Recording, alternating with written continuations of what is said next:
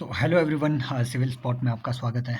और इस नए सेशन में हम डिस्कस करेंगे कि how I was able to score 110 plus in prelims 2024।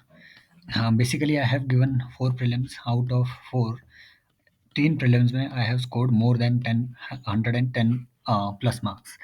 तो ऐसी कौन-कौन सी चीज़ें रहती है जो एग्ज़ामिनेशन हॉल में, ठीक है, कौन-सा वो थॉट प्रोसेस है जो मुझे हेल्प किया। आई अंडरस्टैंड कि अ, ये जो सब चीज़ें हैं, राइट? क्योंकि हाँ, prelims is basically a moment का गेम। अगर आपके वो 2 घंटे आपका दिमाग चला, है ना? या फिर आपने जितना भी पढ़ा हुआ है, समझा हुआ है, उसको आप अप्लाई कर पाए, तो यू आर इन। अदरवाइज़, ठीक है, ये कोई भी ऐसा ईगो पे रखने के लिए या फिर डिस्करेज होने के लिए ये चीज़ें नहीं होती है कि आई एम स्कोरिंग ओनली 80 और that particular person is scoring 120 और 130। क्या ऐसे इश्यूज़ हैं? नो, ठीक है। ऐसा बिल्कुल भी ये नहीं है, क्योंकि देखिए इस साल अगर कोई प्री क्वालीफाई कर रहा है, अगले साल वो नहीं भी कर सकता है, अगले 10 साल तक नहीं कर सकता है वो, राइट? क्योंकि ये कुछ ऐसी गेम है।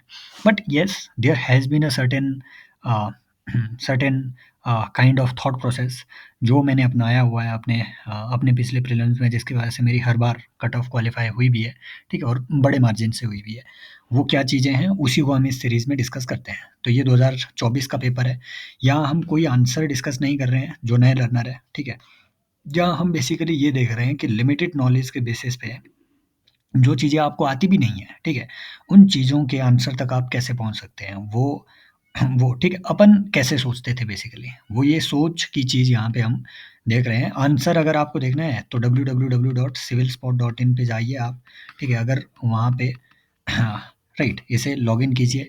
वहाँ पे हमारा एक पीवाईक्यू रिसर्च प्रोग्राम चल रहा है। Already more than 38 plus hours का कंटेंट आपको इसमें पीवाईक्यू रिसर्च का मिलेगा, ऑलरेडी जो अपलोड हो चुका है। एंड टारगेट इज़ कि 120 प्लस आवर्स का जितने भी पीवाईक्यूज़ है, ठीक है? वेरियस थीम से रिलेटेड, थीम वाइज़ उनको हम कवर कर रहे हैं बिफोर प्रीलिम्स 2025, ठीक है? तो अभी देखिए ये क्वेश्चन है with reference to perfluoroalkyl and polyfluoroalkyl substances, ठीक है? पीएफएस इन्हें हम कहते हैं, ठीक है? तो ये परसिस्टेंट ऑर्गेनिक पॉल्यूटेंट्स होते हैं। They are used in making many consumer products. अब क्या कंज्यूमर प्रोडक्ट, इसके पीछे मत जाना, सीधी आपको स्टेटमेंट यहाँ पे दी हुई है कि PFS are found to be wide spread in drinking water, food and food packaging material, ठीक है? Number 1। Number 2, PFS are not easily degraded in the environment. Number 3, है ना, persistent exposure to PFS can lead to bioaccumulation in animal bodies. देखिए ये तीनों statements बहुत generic सी है।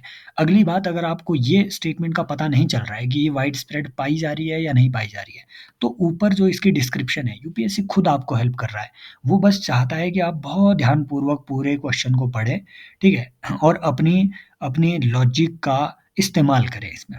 ऊपर वो खुद कह रहा है कि ये बहुत सारे मैनी कंज्यूमर प्रोडक्ट माने बहुत सारे प्रोडक्ट्स में पाए जा रहे हैं। तो मैंने भी बिल्कुल ऐसे ही, मुझे भी कोई नॉलेज नहीं है यार कि पीएफएस कहाँ से निकलता है, कहाँ नहीं, कहाँ पाए जा रहे हैं, कहाँ नहीं। समझ रहे हो? कोई नॉलेज इसकी रखने की ज़रूरत नहीं है। ऊपर ही ये स्टेटमेंट आपको बता रही है कि yes they are found wide spread. क्योंकि देखिए अगर कंज्यूमर प्रोडक्ट में वो पाए जा रहे हैं तो डेफ़िनिटली वहाँ से लीचिंग-वीचिंग होके ड्रिंकिंग वाटर में भी जाएँगे, फूड में भी वो एंटर करेंगे, क्योंकि है ना? हाँ, अगर फूड पैकेजिंग उसकी बन रही है तो डेफ़िनेटली फूड में भी वो थोड़ा-थोड़ा एंटर करेंगे, राइट? जैसे एक बार उन्होंने माइक्रो बीड्स पे क्वेश्चन पूछ लिया था प्लास्टिक के। फिर देखिए ये स्टेटमेंट यहाँ से आपको करेक्ट अपीयर होती है एट लीस्ट। अगला देखिए कि PFS are not easily degraded, इसीलिए, है ना? अगर ये डिग्रेड हो जाते तो हम यहाँ पे एज़ ए पॉल्यूटेंट इन्हें क्यों स्टडी कर रहे होते? सीधी बात है कि yes they are not easily degraded. ऐसा भी नहीं बोला है कि they do not degrade at all, है ना? डेफ़िनेटली प्लास्टिक भी डिग्रेड होता है, लेकिन टाइम वो लगाता है, राइट? अब तो बायोडिग्रेडेबल प्लास्टिक आ रहा है। इवन जो अभी जो प्लास्टिक्स हैं, ठीक है? जो नॉर्मल आपके जो पॉलीथीन है, पॉलीथीन को डिग्रेड करने वाले बैक्टीरिया भी आ गए हैं, ठीक है? इनको हम स्टडी वहाँ पे करते हैं साइंस एंड टेक वगैरह के सेशंस में, ठीक है? वहाँ ये सारी चीज़ें स्टडी करेंगे। यहाँ अभी हम देख रहे हैं कि what is the thought process basically. Then देखिए, persistent exposure to PFAS can lead to bioaccumulation in the animal bodies. Actually, persistent exposure to anything, bio accumulation को जब भी आपने पढ़ा होगा, persistent exposure to anything that does not degrade leads to bio accumulation, ठीक है? क्योंकि आप खाते रहेंगे, आपकी बॉडी में एंटर करते जाएँगे, तो वो एक्यूमुलेट बॉडी में होता ही जाएगा। तो तीनों बहुत जेनेरिक सी स्टेटमेंट है। It is the safest option. इससे है ना, सेफेस्ट ये चीज़ है कि आप 1, 2 एंड 3 को लगाओ इसमें। नेक्स्ट देखिए, ये एक ट्रिकी क्वेश्चन था, ठीक है? और मैंने ये क्वेश्चन आई थिंक मैंने ये गलत किया हुआ है। ये बोल रहा है ऊपर देखिए, इस तरीके के क्वेश्चन उसने 2021 में भी पूछे हैं, 22 में भी पूछे हैं, 23 में भी पूछे हैं, ठीक है? और यही लगभग-लगभग देखिए टर्माइट्स उसमें 2021 वाले क्वेश्चन में भी आपके एक ऑप्शन था, ठीक है? वहाँ तो क्वेश्चन ये था पूछा हुआ कि इनमें से ठीक है, इनमें से आपके डिकम्पोज़र्स कौन-कौन हैं? ठीक है, ऐसे करके उसमें क्वेश्चन पूछा हुआ था। उसमें सी हॉर्स वगैरह इस तरीके के कुछ ऑप्शंस थे, है ना? तो डिकम्पोज़र्स पे आई थिंक वो क्वेश्चन एक पूछा हुआ था। टर्माइट्स वगैरह भी उसमें ऑप्शंस थे, वास्प वगैरह, मेबी, है ना? जितना मुझे याद अभी आ रहा है। तो सिमिलर नेचर के क्वेश्चन वो आपसे पूछ रहा है। फिर जैसे ही ऊपर वो आपको स्पीशीज़ दे रहा है, टाइम वेस्ट मत करो, सीधा यहाँ आओ कि parasitoid species are found in how many of the above kind of organisms? भैया इनमें से कौन से ऑर्गेनिज़्म पैरासाइट है? सिंपल बात। पैरासाइट माने जो खुद कुछ नहीं करते हैं, अपनी एनर्जी किसी और से वो निकाल रहे हैं, ठीक है? पैरासाइट्स। तो देखिए, कैराबिड बीटल्स, बीटल्स यहाँ से आपका पता चल जाता है कि हाँ, बीटल जो है, जो ठीक है, ये पैरासाइट्स होती है। वास्प वगैरह आपने पढ़ रखे होते हैं, ठीक है? गोबर वगैरह पे ये बैठे होते हैं, तो वहाँ से ये अपना एनर्जी लेते हैं। टर्माइट्स का आपको पता है, ठीक है? लकड़ी वगैरह में, है ना? अगर किसी को नहीं भी पता चलता है तो एक और चीज़ है, यहाँ हिंदी में जाओ, यहाँ वो बता देगा कि ये दीमक है ना? टर्माइट्स दीमक है। फिर देखिए, मक्खियाँ जो है ये गोबर वगैरह में बैठी होती है, ठीक है? या फिर मक्खियाँ इवन जो जो आपके ठीक है, कुछ फ्लाइज़ ऐसी भी होती है, यहाँ क्योंकि ओपनली फ्लाइज़ की बात की जा रही है, तो कुछ फ्लाइज़ ऐसी भी होती है जो कि, ठीक है, जानवरों पे बैठ के उनका, अगर आप कहीं गाँव में रह रहे हैं, आपके जानवर वगैरह हैं, पालते हैं, तो आपने पाया होगा कुछ फ्लाइज़ बैठ के उनका खून चूस लेती है, ठीक है? फ्लाइज़, यस, है ना? मच्छर भी यहाँ बोलते हैं तो यस, है ना? अब देखिए, ये जो सेंटीपीड्स हैं, सेंटीपीड्स, एक्चुअल में ये मैंने कन्फ्यूज़ कर दिया, मैंने ऑल 5 लगा लिया, ऑल ऑफ द अबव, ठीक है? क्योंकि मुझे लगा सेफेस्ट ऑप्शन है। आई थिंक सेंटीपीड्स नहीं होते हैं, ठीक है? क्योंकि हम यहाँ देखिए आंसर फिर से वो आंसर चीज़ हम यहाँ डिस्कस नहीं कर रहे हैं, यहाँ हम यूपीएससी की ट्रिक्स को देख रहे हैं कि भैया यूपीएससी किस तरीके से आपको ट्रिक करता है ना?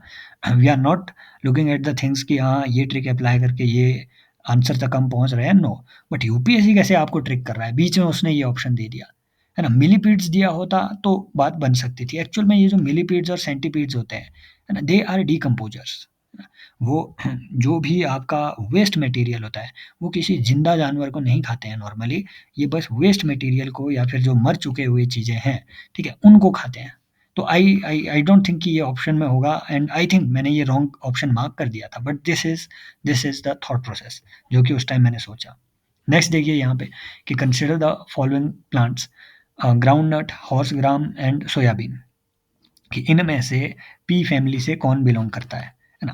अब कौन जाए, ठीक है, ये देखने भी कि भैया इनमें से कौन मटर की फैमिली से बिलॉन्ग कर रहा है या नहीं, है ना? किसी को अगर पता ना हो कि पी फैमिली क्या चीज़ है, तो हिंदी में ऊपर आ जाओ कि मटर कुल की यहाँ बात हो रही है, मटर कुल की।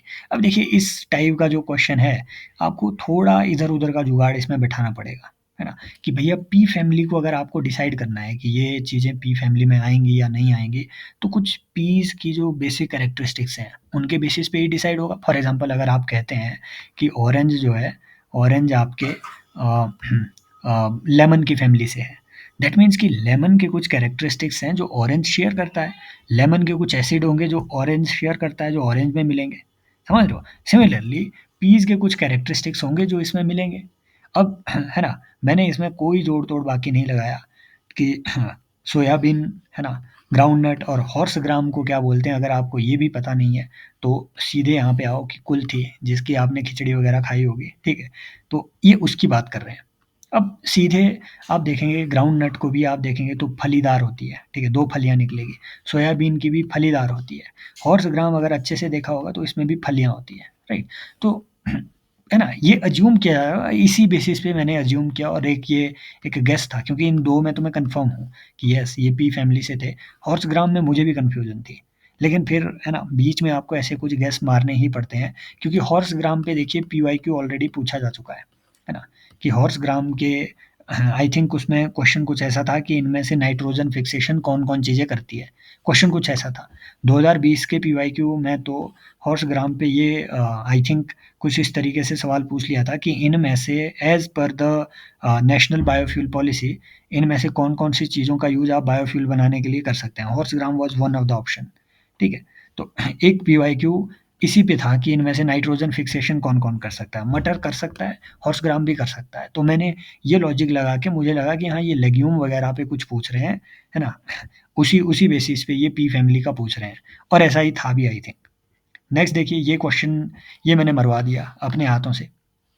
यहाँ पूछा गया था कि Indian flying fox is placed under the vermin category in in wild life protection act 1972 may be, है ना?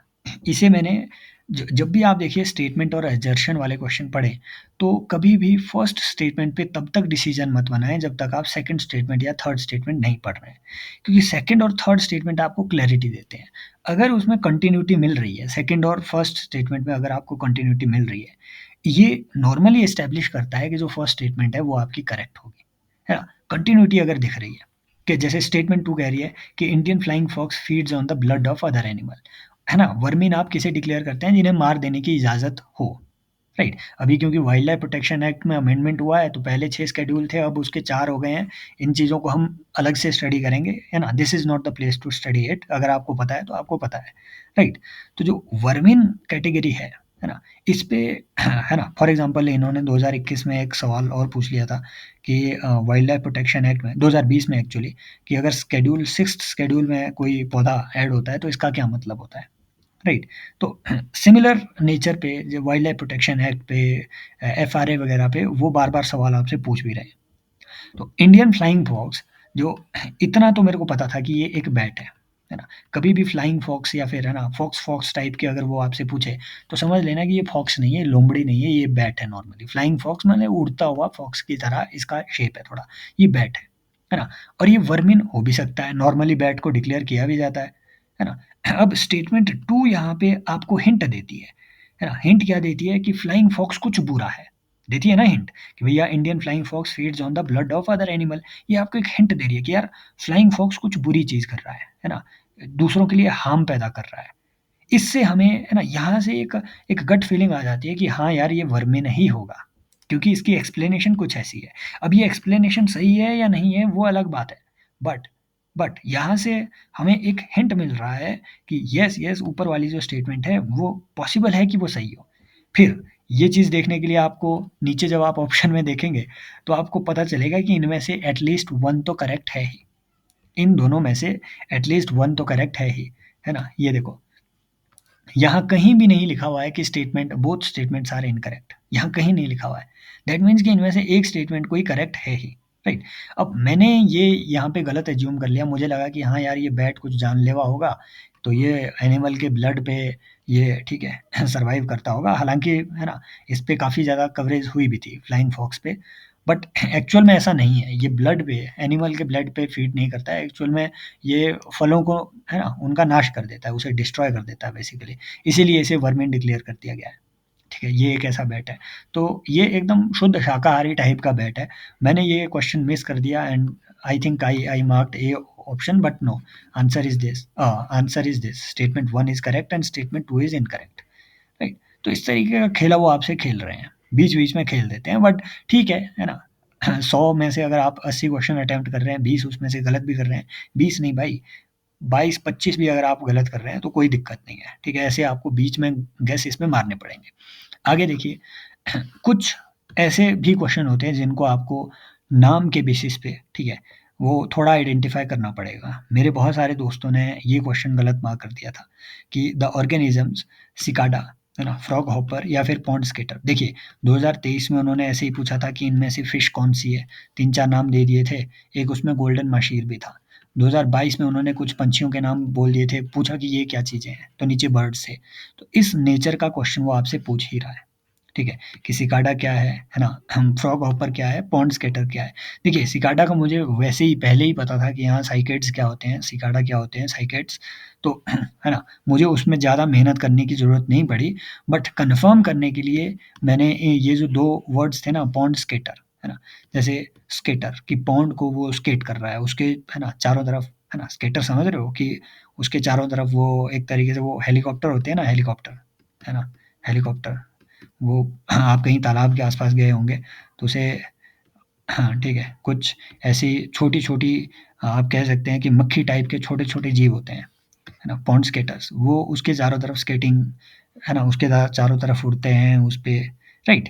तो उसके चारों तरफ रेंगते हैं। देन फ्रॉग हॉपर, जैसे ग्रास हॉपर होता है, मैंने यहीं से लगाया कि फ्रॉग हॉपर ये कुछ ना कुछ हॉपर होगा। ग्रास हॉपर मतलब ये भी एक इंसेक्ट है, रेप्टाइल तो नहीं है ग्रास हॉपर, है ना? ग्रास हॉपर का आपको पता है, तो बेसिकली उछल-कूद करने वाला ये कोई चीज़ है। फिर आपको हिंदी माध्यम भी तो हेल्प कर देता है ना? कि ये मंडूक फुदक दैट मीन्स ये फुदक रहा है। तो फुदकेगा कौन यार? पंछी फुदकेगा? नहीं, नहीं फुदकता है। इंसेक्ट नॉर्मली नहीं फुदकता है भाई, है ना? सॉरी, ये रिप्टाइल नॉर्मली नहीं फुदकता है। फिश फुदकेगी? नहीं फुदकेगी ऊपर, है ना? समझ रहे हो? तो इंसेक्ट ही ये हो सकते हैं ऐसी चीज़ें, जो कीड़े-मकोड़े हैं ये वही करते हैं, है ना? नेक्स्ट देखिए कि मैनी ये ये क्वेश्चन देखिए कि many chewing gums found in market are considered source of environmental pollution. बिल्कुल एकदम जेनरिक सी स्टेटमेंट है ना? इनफैक्ट अगर आप आपको वो ये भी दे दे कि many fruits are considered as source of many fruits that are found in the market, या फिर राइट, या फिर many fruits that are found waste lying waste in the market are considered source of environmental pollution. ये बिल्कुल वैसा ही है कि chewing gums are considered as the source of environmental pollution. Yes, everything that you leave, chewing gum आप थूकते हैं बाहर, अगर ये ऑर्गेनिक भी होता तो भी इससे पोल्यूशन होता, कुछ ना कुछ इससे एमिट होता ही। तो ये एकदम बिल्कुल जेनरिक सी स्टेटमेंट है। दूसरा कि many chewing gums contain plastic as gum base, ये तो है ना, ये हमें हमें तो स्कूल में भी बताया जाता था कि प्लास्टिक होता है इसमें। अब होता है या नहीं होता है, लेकिन ये दोनों जो स्टेटमेंट्स हैं एकदम कंटिन्यूटी में लग रही है, कंटिन्यूटी में लग रही है। स्टेटमेंट और एजर्शन वाले क्वेश्चन को इसीलिए मैं बेस्ट मानता हूँ, लोग इससे डरते हैं। No, they are your basically, क्योंकि देखिए मासेज इन क्वेश्चन से डरते हैं, वो इनको अटेम्प्ट करने से भी बचते हैं, क्योंकि वो यही नहीं डिक्लेयर कर पाते हैं कि जो स्टेटमेंट 2 है उसे एक्सप्लेन कर पा रही है या नहीं। वो इसी खेले में अपना टाइम भी वेस्ट कर देते हैं। इनफैक्ट मुझे तो लगता है इससे कॉम्पिटिशन बड़ा कम हुआ है। But trust me, they are your best friends, क्योंकि आपको बस यही देखना है कि ये दोनों चीज़ें कंटिन्यूटी में है या नहीं। लग रहा है कि कंटिन्यूटी में है, तो मोस्ट प्रोबेबली आंसर यही होगा कि statement 2 is explaining the statement 1। फिर देखिए कुछ क्वेश्चन ऐसे भी होते हैं कि यहाँ कंट्री बोला हुआ है animal found in natural habitat. मैंने बस ये क्वेश्चन देखा, है ना, इंद्री देखी, मैंने स्माइली बनाई, आगे बढ़ गया कि इंद्रियाँ तो ये ब्राज़ील में नहीं मेरे में भी है। एल्क हो गया, बोनोबो हो गया, मुझे कुछ मालूम नहीं। आज भी इन जानवरों के बारे में मालूम नहीं है, ना मुझे करना है मालूम। ठीक है? क्योंकि है ना, इतने फॉरेनर जानवर है ऑलरेडी। इंडिया की हिस्ट्री इतनी रिच रही है फॉरेन इन्वेजन्स के मामले में, अब जानवरों को भी पढ़ लें तो मज़ा नहीं आएगा जीवन में। तो ठीक है, ऐसे अगर कभी विजिट करने को हुआ ब्राज़ील में तो इंद्री, एल्क, बोनोबो वो भी देख लेंगे। लेकिन अभी तो मेरा कोई मूड नहीं है ऑनेस्टली। नेक्स्ट देखिए कि consider the following statements regarding World Toilet Organization. Again मेरी ये आदत है, जब भी मैं कोई पेपर अटेम्प्ट करता हूँ, स्माइली तो मैं बनाता हूँ, है ना, या फिर नाराज कुछ भी ऐसा, है ना।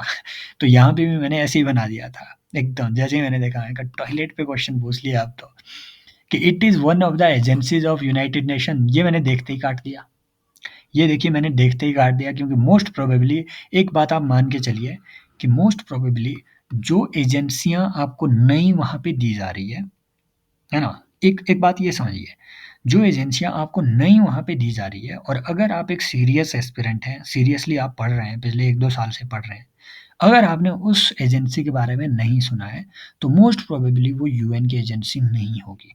Trust me guys, most probably वो यूएन की एजेंसी नहीं होगी, क्योंकि अगर होती तो आपने अब तक वो सुन ली होती, कहीं ना कहीं कुछ ना कुछ आपने उसके बारे में सुन लिया होता।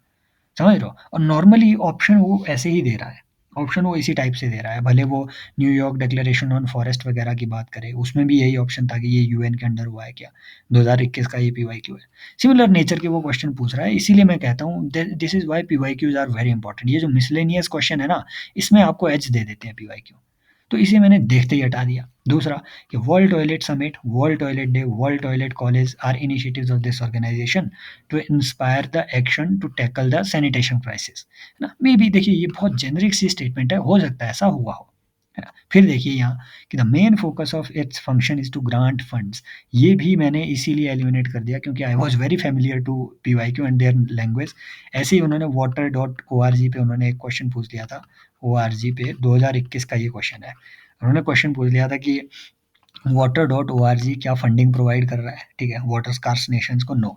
ऐसे ही वो हर बार फंडिंग का इशू वो बीच में ला देंगे। और नॉर्मली अगर वो आपको ये भी बोले ना कि W H O provides funding to the nations, नहीं, नॉर्मली कोई है ना, कोई इतनी बड़ी ऑर्गेनाइजेशन आप नहीं पाएंगे except for the organisations like world bank etcetera, जिनके पास अपना बहुत ज़्यादा फंड हो, या फिर कोई special strategic fund for example कल हमने फंड्स फॉर मॉन्ट्रियल प्रोटोकॉल वगैरह हमने ये पढ़े हुए हैं कल। तो अगर आप अभी तक बने हुए हैं तो गाइज आप जो है पीवाईक्यू रिसर्च प्रोग्राम में एनरोल कर सकते हैं। Trust me, this is going to be a game changer in your preparation. ठीक है, ये मैं आपको कह रहा हूँ, इसलिए नहीं कह रहा हूँ कि आपको यहाँ ट्रिक वगैरह कुछ भी है ना वो ठेली जाएगी जो कि यूट्यूब में भाई बहुत बिजनेस चल रहा है, नो। इसलिए कह रहा हूँ because this is the most authentic program that you can enroll in, है ना? आपने जितना राजेंद्र नगर में ओआरएन में कुछ भी आज तक जितना पढ़ा होगा, वो आपको एक जगह रिवाइज़ करने के लिए मिलेगा, एक जगह प्रैक्टिस करने के लिए मिलेगा, थीम बेस्ड प्रैक्टिस करने के लिए मिलेगा। रोज़ एनरोलमेंट्स आ रही हैं, यू कैन ऑल्सो एनरोल। एक कोड था पहले ओल्ड 10, है ना? इसमें आपको 10% डिस्काउंट एक्स्ट्रा मिलता था, अब ये काम नहीं कर रहा है। व्हाई? बिकॉज़ एनरोलमेंट्स ऑलरेडी इस कोड की एग्ज़ॉस्ट हो चुकी है। सो जो लोग ये लगाने की कोशिश कर रहे हैं वो अब ये नहीं लगेगा, ठीक है। सो इसका भी आंसर देखिए इसी वजह से, because I was familiar with the language, तो only two was the most probable answer, और मैं इसी के साथ गया और इसी में हुआ भी, है ना, मामला इसी में बना। फिर देखिए ये क्वेश्चन एक ऐसा है जिसे मैंने हाँ जानबूझ के छोड़ भी दिया इसीलिए क्योंकि आई वॉज नॉट 100% कन्फर्म।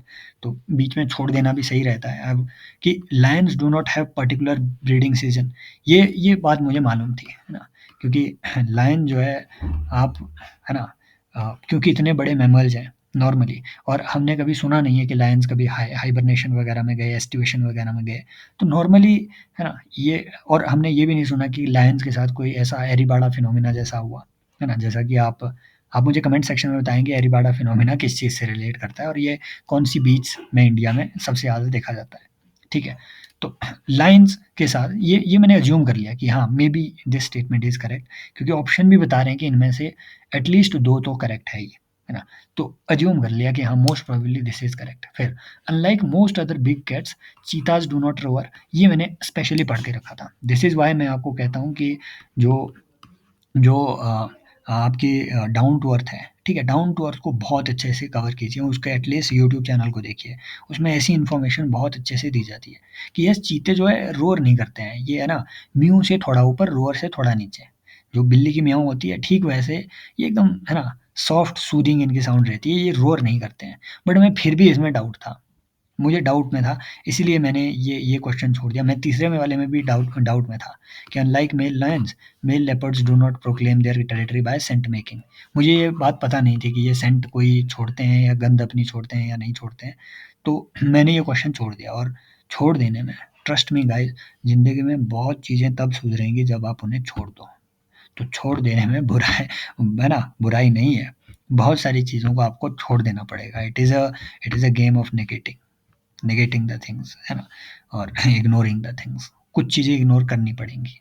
मुझे भी पहले लगता था कि नहीं कुछ नहीं छोड़ना है, कुछ चीज़ इग्नोर नहीं होनी चाहिए, है ना, लेकिन नहीं, अगर आप ईश्वर भी हैं और इंसान के रूप में हैं तो आपको कुछ चीज़ें छोड़नी पड़ेगी, आप फिर भी वो नहीं बन पाएंगे तीनों लोगों का मालिक। खैर, तो यहीं तक हमारा आज का साथ था। अगर आप चाहते हैं कि ये सेशंस में लाऊं तो आप कमेंट सेक्शन में अपना, ठीक है, हाँ, अपना रिव्यू ज़रूर दीजिए, है ना। I always like interacting with you people, लेकिन आप, अब मैंने देखा है कि ठीक है कमेंट सेक्शन में you are not participating that much, and if you want to enrol in the course definitely civilspot.in पे आप जाइए, वहाँ एनरोल कीजिए पीवाईक्यू रिसर्च प्रोग्राम में। Thank you so much, take care, bye bye, as always love.